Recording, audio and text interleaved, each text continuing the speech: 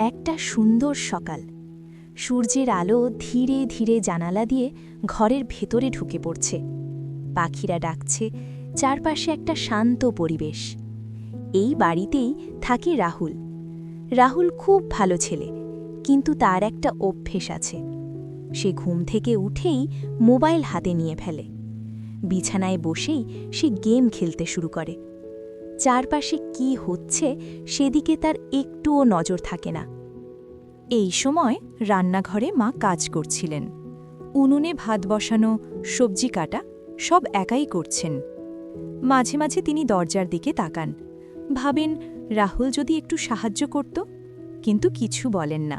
মুখে হালকা হাসি রেখেই নিজের কাজ চালিয়ে যান।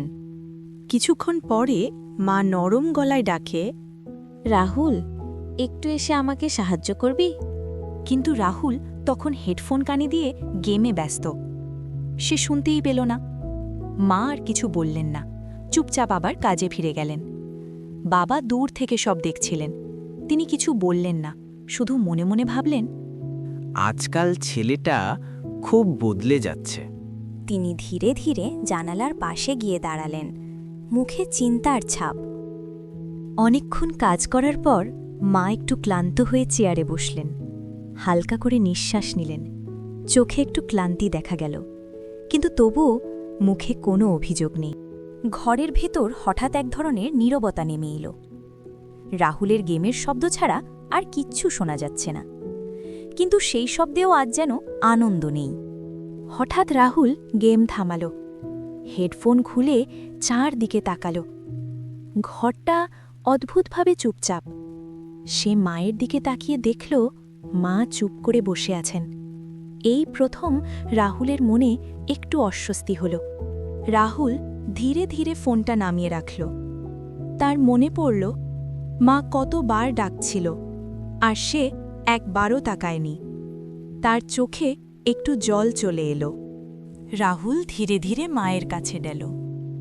মা, আমি ভুল করেছি। মা কিছু বললেন না, শুধু ছেলের দিকে তাকালেন।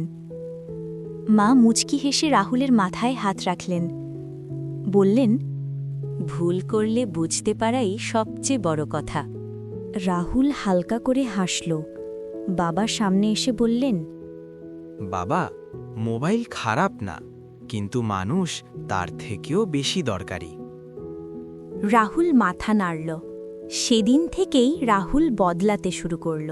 সে ফোন কম ব্যবহার করল, মাকে কাজে সাহায্য করল, বাবার সাথে গল্প করল। সন্ধেবেলা তিনজন একসাথে বসে চা খেল। হাসি, গল্প আর শান্তি সব ফিরে এলো ঘরে।